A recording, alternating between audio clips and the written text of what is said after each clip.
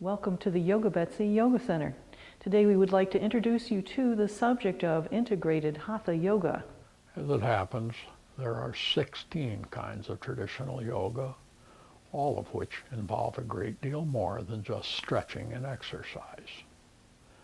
The yoga which is currently being taught in most parts of the country today is gym yoga. Now, this is certainly no worse than any good exercise program. On the other hand, it's also a pale reflection of the original article. This is now being called IntegrativeHathaYoga by the media. Integrative yoga always derives from an authentic tradition, whereas gym yoga is just the latest exercise fad. Now, as it happens, yoga and all of the martial arts can trace their beginnings to the Himalayan mountains of ancient India. All of them are based on three foundations: body, mind, and spirit or energy. These elements are crucial to all of these studies, and without them their real purpose cannot be fulfilled.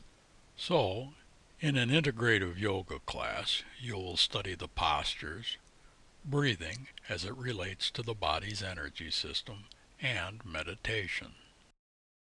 The early mystics quickly discovered they could not meditate unless they were able to relax. And yoga developed out of a need to acquire the requisite strength and mind control. The real point and purpose of the yoga postures is, and always was, as a method to enable people to meditate. Along the way, it was discovered that breathing could be used to control the flow of energy in the body.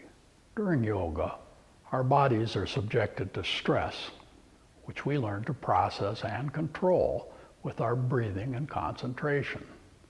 This is the first step in learning to control our minds, which is the real point of yoga. Breathing is also more important than we think.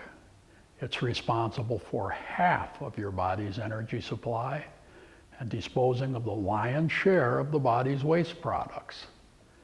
It can also be used to connect the body to mind and is important in the process of meditation.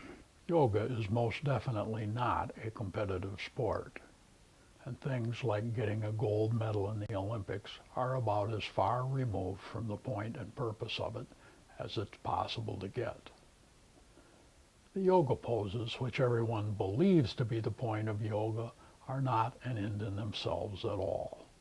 There's a reason for doing them, which has nothing to do with how they look.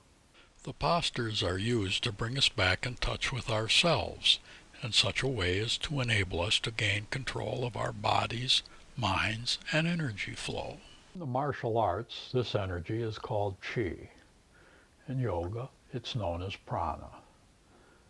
This rides into your body on the air you breathe, and it may be directed in such a way as to facilitate feats of strength and levels of consciousness undreamed of by most people. These are the higher teachings of traditional integrated yoga. It is not what you're doing with your body that will prove to be the key element in your life. It is where you are keeping your mind. Let us make no mistake about what's being said here. Your thoughts are most decidedly not nothing. Every one of them has consequences. If you elect to watch a fifth-rate movie on TV, for example, it will induce chemical changes in your brain and body, and the movie will be embedded in your memory. So that movie is now, in a very real sense, part of what you are. It's changed you. And that simple example shows why you cannot allow your mind to ramble wherever it might go, or to dwell upon whatever thoughts happen to find their way in. This can have profound consequences, and it often does. What's going on in our head can profoundly affect what's happening in our bodies. Science now calls that the mind-body connection. This includes the placebo effect, wherein patients suffering from untreatable diseases have been seen to recover based solely upon what they had been told and believed. Likewise, destructive thoughts can produce destructive effects in our bodies. Recent studies have shown that over 80% of all diseases have a stress trigger. Consequently, it's very important for us to be in control of our own thinking. If we aren't, other people are going to decide whether we're happy or unhappy, and if we are sick or if we are well. That's why yoga takes a holistic approach to wellness.